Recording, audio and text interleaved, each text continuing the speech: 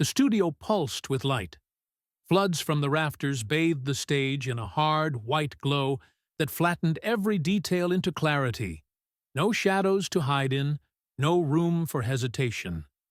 Rows of faces leaned forward in their seats, waiting for the next punchline. Steve Harvey had them, the way only he could. Voice rolling, hands cutting the air, the rhythm of his delivery ricocheting off the walls. It was the kind of night where one man controlled the room with nothing more than his timing. But then, with a grin stretched too wide, he pushed past the line where comedy ends and something else begins. "I don't need training to beat Chuck Norris," he declared, rolling the name on his tongue like bait. "The man's been a punchline longer than he's been a fighter." The laugh was immediate, but fractured. A ripple surged through the first rows, big and explosive, the kind of laugh trained by years of watching Harvey on TV. But farther back, the sound faltered, caught against a low rumble of disapproval. Someone shouted over the noise, "Hey, that's too far!" And for a split second, the laugh snagged, like fabric tearing. The cameras, circling like sharks, picked it up. Faces froze on screen in brutal detail. One woman clapping too hard, her smile stiff.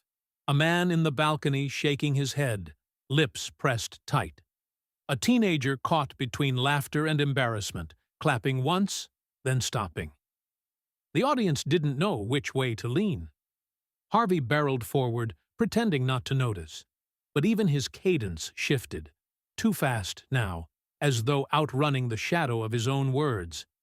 He scanned the crowd, caught the edge of unease, and doubled down with a smirk that didn't quite reach his eyes.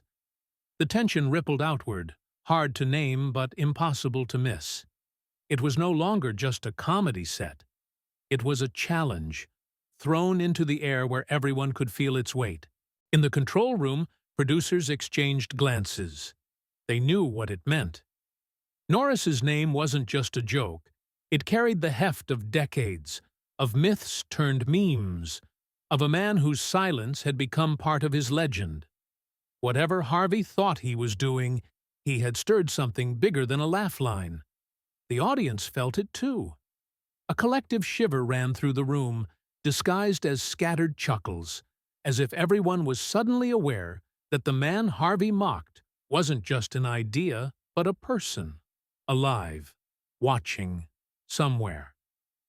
That thought hung heavy. A woman in the third row leaned toward her husband, whispering something lost under the noise. His jaw tightened. 2 rows back, a veteran in civilian clothes shifted uncomfortably, arms crossed, his eyes narrowing. The moment was still framed as comedy, but beneath it ran an electric current of doubt. Harvey tried to keep the spotlight bright, rolling onto his next setup, but the damage lingered. The crowd laughed, but thinner now, some voices rising higher as though compensating for silence elsewhere. The applause cues landed, but with gaps, small pauses where there should have been seamless cheer. The stage lights felt hotter. Harvey wiped a hand across his brow, laughed too loudly at his own transition. He could feel the edge, the hesitation in the room. Comedians live by instinct, and his instinct was flashing warnings. This joke had gone somewhere he couldn't entirely control. Meanwhile, the cameras cut between audience reactions, and what they captured wasn't comedy anymore. It was ambivalence, conflict, a culture split in real time, broadcast in high definition. The words had landed, and everyone knew what that meant. They would spread into tweets, headlines, late-night monologues. They would leave the theater with the audience, cling to the walls of the internet, echo in living rooms where old VHS tapes still sat in dusty cabinets.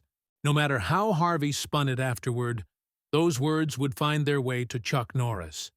And when they did, the silence that followed would be louder than any laugh the studio could muster. The crowd didn't know it yet, but they had just witnessed a line cross into something more dangerous than comedy. a provocation aimed at a man whose legend wasn't built on punchlines, but on the weight of what he didn't need to say. And somewhere beyond the glare of lights and the reach of cameras, someone who had once been the face of unshakable strength would hear that provocation and decide how, if at all, to answer. Just wondering. Where are you watching from? Write it down, bellow. The fallout spread faster than Harvey's producers could script damage control. By midnight, clips of his line about Norris flooded every corner of social media. The man's been a punchline longer than he's been a fighter. It was spliced into GIFs, looped under laugh tracks, and remixed into TikTok dances. Memes flourished like weeds, each one building on the last, each one cheaper, meaner. But behind the jokes ran an undercurrent, harder to measure, but impossible to ignore. Comment sections filled with arguments, not just laughter. Some wrote, "Lighten up, it's comedy." Others answered, "There are some names you don't mock like that." The split was raw, unfiltered, a cultural tremor humming beneath the easy viral churn. Producers leaned into the buzz, teasing special surprises for the next live taping. The studio crowd queued outside under the Los Angeles sun, chattering, phones ready. They expected escalation, another barb, maybe even a stunt to keep the Norris line trending. Inside, the band warmed up, cameras panned across eager faces, and Harvey strutted out with his trademark swagger, all teeth and timing. The first jokes landed well enough, familiar rhythms about family, about everyday life. The crowd relaxed into its role, laughing where expected. And then, with no warning, the room changed. The first to notice were the people closest to the aisle.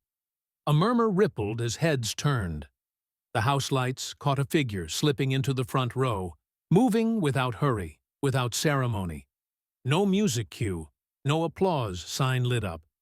Just the weight of recognition hitting the crowd in real time. Chuck Norris. He wore jeans, boots, a plain jacket. No tuxedo, no entourage.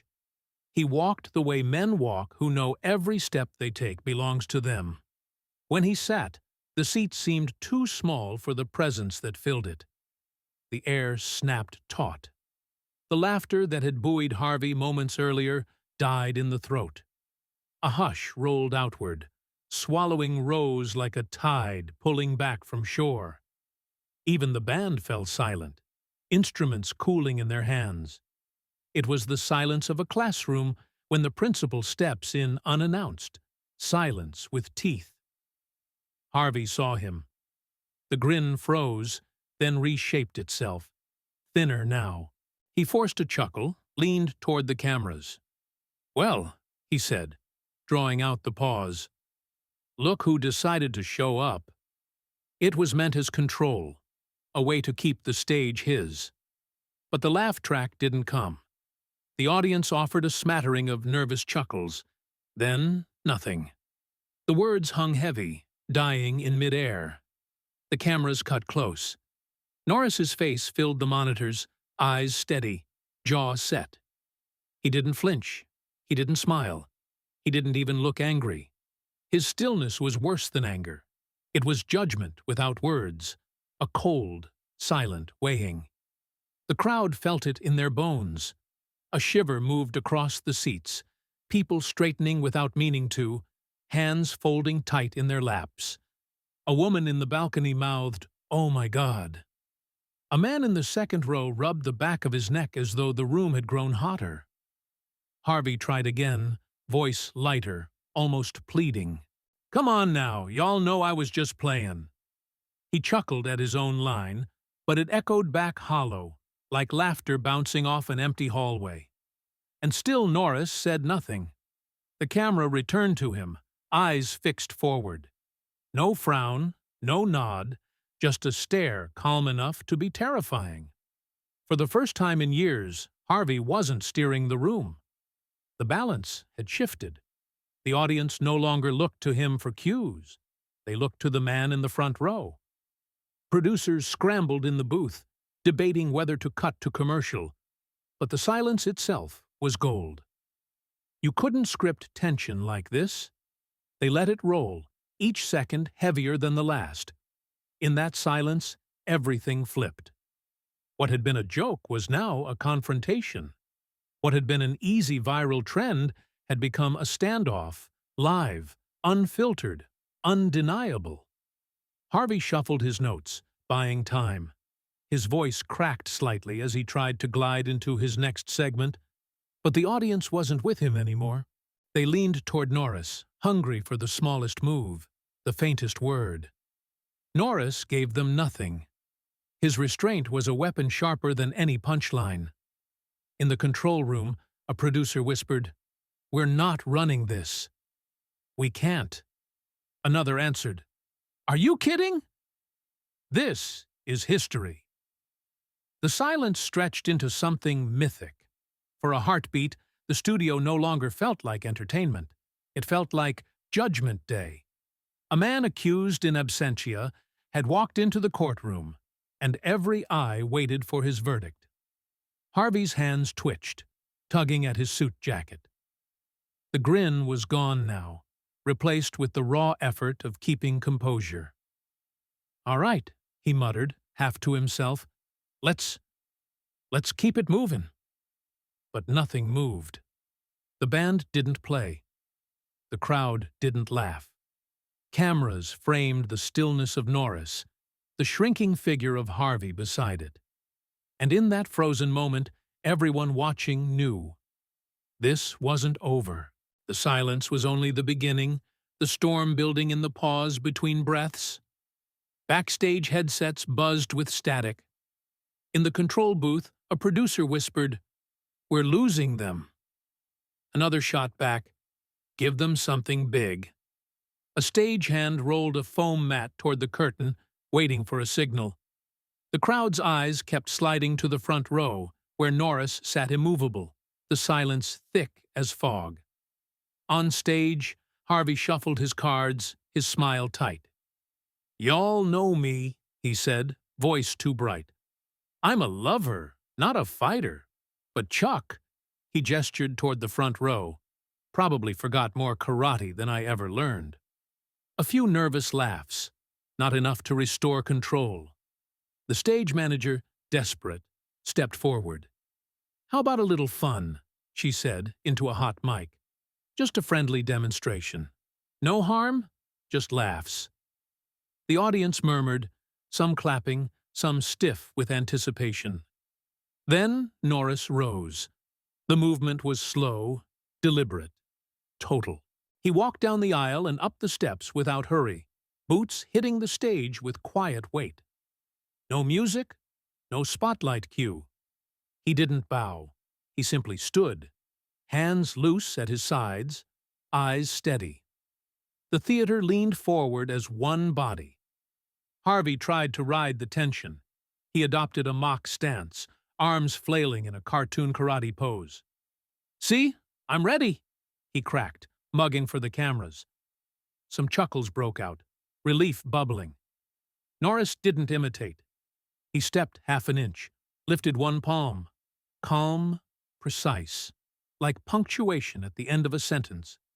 When Harvey lunged with his joke chop, that hand guided his arm off course. No shove, no hit, just control. Harvey's motion drained, his balance wobbled, and the sound he made wasn't a laugh but surprise. The crowd gasped, then roared. Not in mockery, but recognition. They saw it. The economy, the certainty. Harvey laughed too loudly, trying to recover. "He got the magnets," he said. He tried again, a playful shove at Norris's shoulder. Norris shifted a toe, and Harvey stumbled into empty space, catching himself at the last moment. His eyes flashed with something that wasn't comedy. The audience sensed the shift. Applause rippled, louder this time, building into a chant that had no words yet, only energy. The band froze, waiting for direction. Harvey raised his arms again, forcing bravado. He lifted a knee in parody, spinning for laughs. Norris stepped through it. No strike, just the smallest redirection. Harvey's leg dropped, his hands opened, his stance dissolved. He looked suddenly exposed, a man out of sync with himself. This time, the ovation was deafening. People stood, clapping above their heads, teenagers shrieking with excitement. They weren't laughing at Norris. They were cheering for the sheer clarity of the movement. Harvey tried to grin, but sweat traced his temple. "Okay, okay," he said, patting his lapels, voice pitched too high. He turned toward the audience as if to claim the moment. But the room wasn't his anymore. Norris lowered his hand and waited. The silence between cheers was charged. A producer gestured from the wings. One more. Harvey swallowed, nodded, and stepped in. He reached for Norris's shoulder, rehearsing the move he thought would end with laughter and shared applause. He pivoted hard, and found nothing. Norris had shifted, weight gone, center already somewhere else. Harvey spun into empty air, arms dangling where resistance should have been. The cameras caught it perfectly. The face of a man whose confidence had just evaporated. The theater erupted. It wasn't laughter, it was awe. A collective roar, a storm of stomps and whistles. People leapt to their feet, clapping until their hands stung.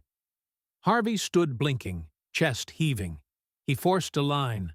"Y'all see he's slippery, right?"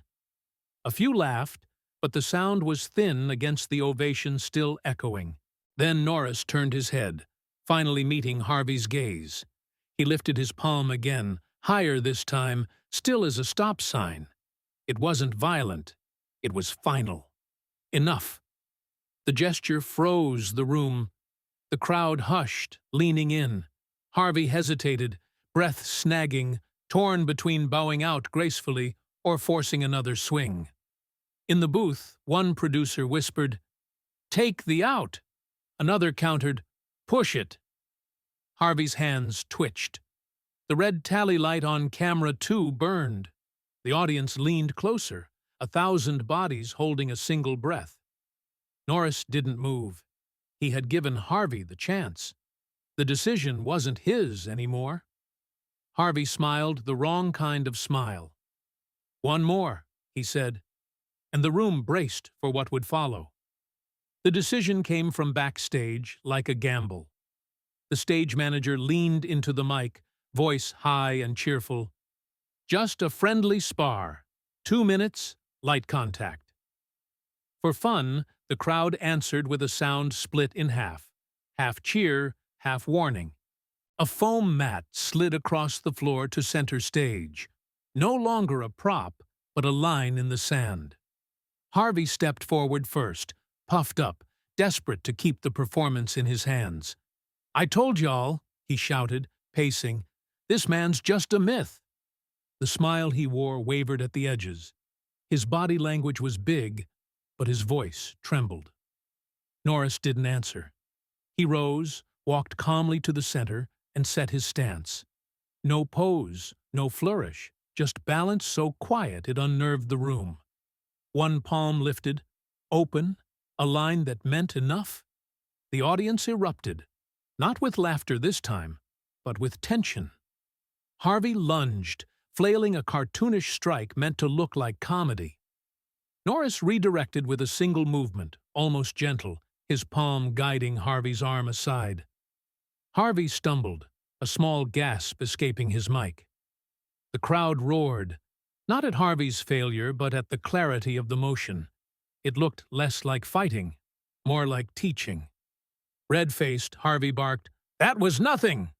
Anybody can trip," and attacked again. This time Norris turned his shoulder, added a whisper of pressure, and Harvey's knees hit the mat. Not a throw, not a slam, just inevitability. Gasps and cheers cracked the air. Children gawked, veterans nodded in recognition. Phones caught every angle, zooming in on Harvey's flushed face and Norris's calm profile. The contrast was brutal. One man sweating, joking, shouting, the other silent, still, unshaken. Harvey sprang up, furious. "This isn't fair! You all worship him like a god." His protest was swallowed whole by the crowd's roar. No one was listening anymore. The audience wasn't on his side. He tried once more to play for laughs, lifting a knee, wobbling in a parody of martial arts. A handful chuckled, but when Norris stepped through the bit, guiding Harvey's elbow down and dissolving the pose, the room erupted again. Applause thundered from the balcony, stomps rattled the floor. The band froze. Producers whispered in headsets, "Hold the wide." "Don't cut." Harvey's breath grew ragged. He forced a grin, tried to raise his voice above the ovation. "You see that? Slippery old man tricks." But the audience wasn't laughing. They were cheering for Norris, their cheers carrying judgment sharper than words. Harvey lunged a third time, pride burning hotter than sense. He tried for leverage, grabbing shoulders, twisting hips, pouring strength into brute force. Norris didn't resist. He stepped aside, let gravity do its work. Harvey's weight pitched forward, and his knee struck the mat again, this time with a hollow thud that echoed louder than applause. The audience erupted, half gasping, half screaming. Some stood, clapping until their palms stung. Others shouted in disbelief. The verdict was in the air. This wasn't spectacle anymore. It was humiliation turning into history. Harvey staggered upright, sweat dripping, voice cracking as he searched for control. But Norris didn't press the advantage. He raised his hand, palm open, calm as ever, signaling the room itself to quiet. And it did. The hush was instant, absolute. Even the band held still, waiting. The gesture offered Harvey a way out, a chance to bow, to shake the hand, to let the crowd believe this was comedy all along. For a heartbeat, Harvey seemed ready. His shoulders sagged, his eyes dropped. He could have ended it with dignity. But the cameras were live, the tally light burned red, and somewhere in his ear, a voice whispered, "Push it." The smile he found was the wrong kind, crooked and strained. "One more," he said.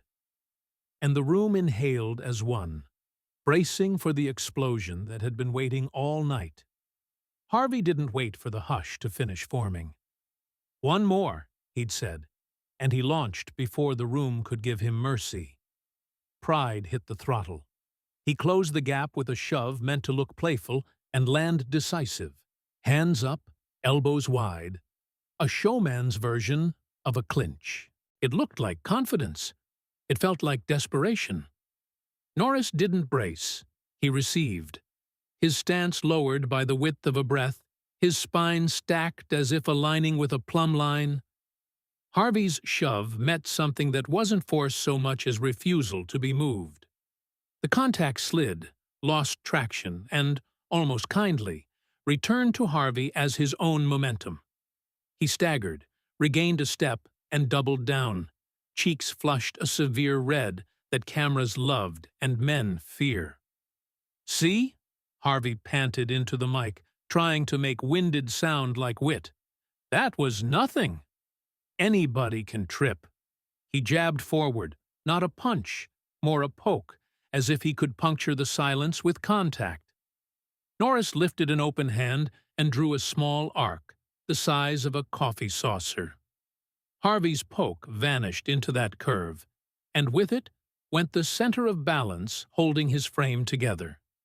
He pitched to one knee. The sound of cloth on foam was crisp, naked. 1,000 throats reacted in unison, half gasp, half cheer, while the band's hands froze above their instruments, unwilling to score this. Harvey scrambled up, laughing too loud. "Y'all set me up," he shouted, scanning for allies. "He's doing wizard stuff, that's what." Behind the joke, his voice cracked. The front rows saw the tremor in his hands, The balcony saw the whiteness at his knuckles. Children in the second row stared with mouths open. Their parents laughed the thin laugh people use when they want to look unbothered.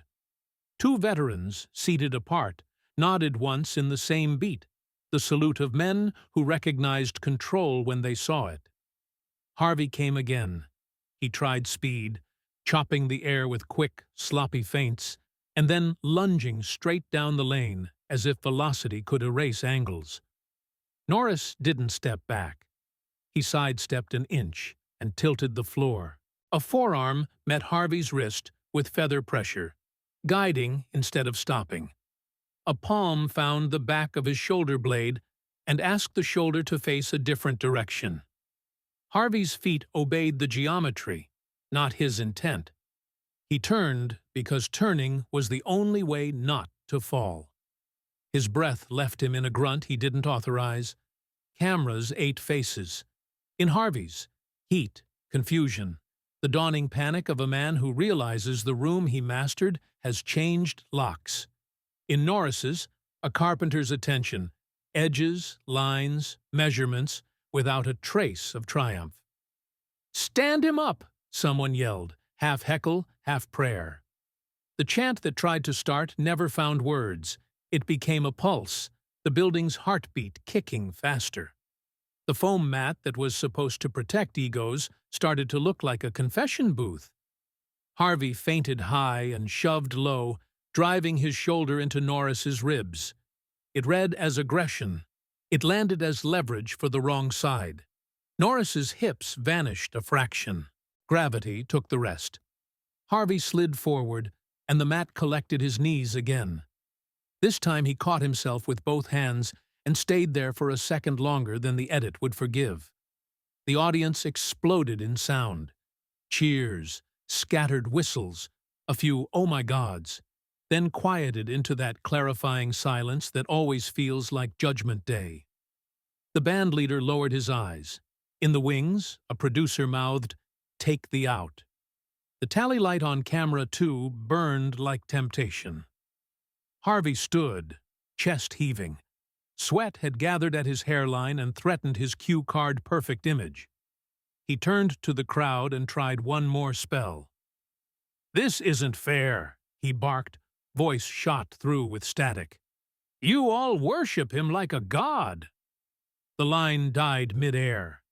It wasn't that they didn't hear. It was that the room had already decided this wasn't worship. It was recognition. The roar that answered him wasn't cruel. It was decisive.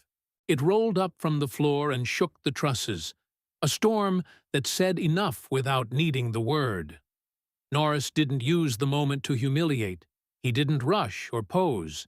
He stood as he had stood at the start, aligned, quiet, and extended his hand, palm open at shoulder height.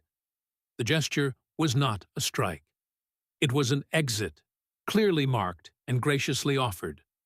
For a full second, Harvey saw it. His shoulders loosened. He almost smiled. The soft, smaller version of himself that could have bowed, shaken the hand, and salvaged dignity by naming the lesson before anyone else could. The audience, already half-turned toward redemption, leaned in to help him take it. Then vanity clawed its way back up his throat.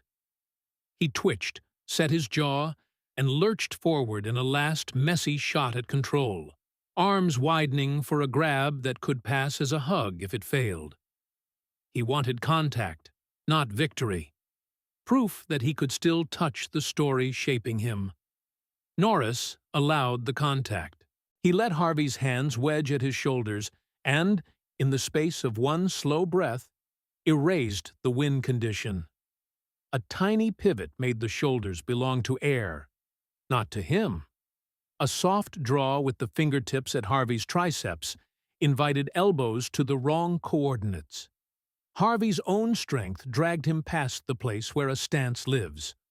One foot skittered, scraped rubber, pleaded for purchase. The other foot, late and loud, thumped down, crooked. From the mezzanine, the scene looked like a trip. From 3 feet away, It looked like math. Harvey caught himself before a full sprawl. He stood poorly. The crowd sounded like a fuse burning. He tried again, smaller, reaching for Norris's wrist as if to prove to himself he could move one piece of the man. Norris rotated the wrist a breath and presented Harvey with nothing, an empty handle. Harvey's fingers closed on air. The theater groaned aloud, an animal sound of sympathetic embarrassment. A girl covered her face. A boy shouted, "Whoa!" to no one. In the second row, the veteran in the ball cap put his hand over his heart without meaning to. Harvey's rage arrived where his craft would not. He shouted, incoherent, then found words and flung them like plates. "You wanted this! You all did! You need to see me fall to believe in him!" He glared at the front row as if applause were a trap he'd stumbled into, as if the crowd had built the hole he was now standing in. No one argued. No one needed to. The crowd had shifted from audience to witness. That's worse, in ways studios can't fix. Norris answered none of it. He raised his hand again, same height, same calm. The room obeyed like a field of wheat bending under a wind.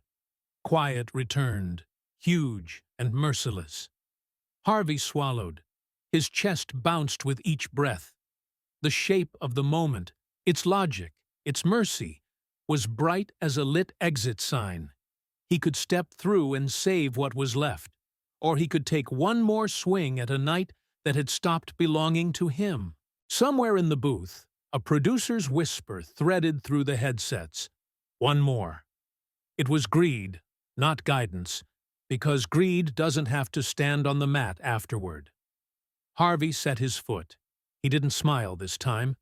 He ran. The lunge wasn't huge, just heavy. Hands grabbed for a collarbone that wasn't available. Hips threw a weight that had nowhere to land. Norris's body made a small decision, and the canvas made a larger one. Harvey's knees met the mat for the third time in 6 minutes. The ovation that followed was volcanic, then stopped on a dime. Not because the band cued it, but because Norris lifted that same open palm, and 20 rows of people learned what quiet feels like when it's chosen. He could have ended it there. He should have. The lesson was complete. The room ready to turn discipline into grace. Instead, Harvey pushed his palms into the mat and began to rise again. And in that held electric second, sweat beading, lights buzzing, 1,000 lungs forgetting to breathe, the entire building understood that whatever happened next would not be about jokes, or even about pride. It would be about whether a man can hear mercy when it asks him to stop. Harvey clawed his way upright, sweat dripping into his collar, breath ragged enough to catch on the microphone. His face was a mask of forced resolve, but his knees betrayed him, quivering with the memory of 3 collisions with the mat. The crowd watched, hushed, no longer rooting for spectacle but waiting for the verdict. He braced for another lunge, but Norris didn't prepare to meet it. He stepped back, lifted his palm once more, and held it there. It wasn't a fighter's gesture. It was an invitation to stop. The hush deepened. Even the cameras seemed to tremble, their operators holding tighter than usual to the rigs, as if afraid to break the stillness. For a moment Harvey froze in the gap between rage and surrender. His fists tightened, then opened. His chest rose as if to spit another line, then fell. And then Norris spoke. His voice wasn't raised, yet it filled the space. Strength isn't about mocking others. It's about respect. The words cut cleaner than any strike could. Tonight, you chose mockery, and it broke you, not me. The statement landed like a gavel. The crowd erupted, not in laughter, but in a surge of sound. Cheers, claps, stomps. People stood, row by row, until the theater was on its feet. The ovation rolled like thunder caught inside walls. Harvey tried to speak over it. "No, wait! His voice cracked. The mic caught only fragments, words torn apart by the roar. He raised his hands, pleading, but the gesture looked like surrender. He tried again. "I was joking." But the words drowned, irrelevant now. Norris didn't press, didn't humiliate. He lowered his hand and turned away from the center, walking calmly toward the steps. Each footfall sounded deliberate, louder than the crowd in its own way. The camera tracked him as if pulled, abandoning Harvey mid-frame. In the audience, reactions folded together. Children shouting his name, veterans saluting with quiet nods, parents clapping until their palms burned. Strangers who had come for comedy found themselves caught in catharsis. The chant that finally rose wasn't "fight" or "show us more." It was simple, unforced, rolling through the rafters. Chuck! Chuck! Chuck! On stage, Harvey remained, isolated in the glare of lights that now seemed cruel. His shoulders sagged. His smile collapsed, exposing the exhaustion underneath. He looked around for rescue, for a laugh, a cue, anything. But the cameras had already left him. The audience wasn't watching him anymore. The final image belonged to Norris. He paused at the top of the steps, turned back only once, and gave the faintest nod to the room. Not triumph, not gloating. A recognition. Then he left, disappearing into the wings without hurry, leaving the ovation to swell in his absence. The spotlight lingered on Harvey for a few beats too long. He stood alone, chest heaving, a man who had lost without being struck. The audience's roar washed over him like judgment he couldn't appeal.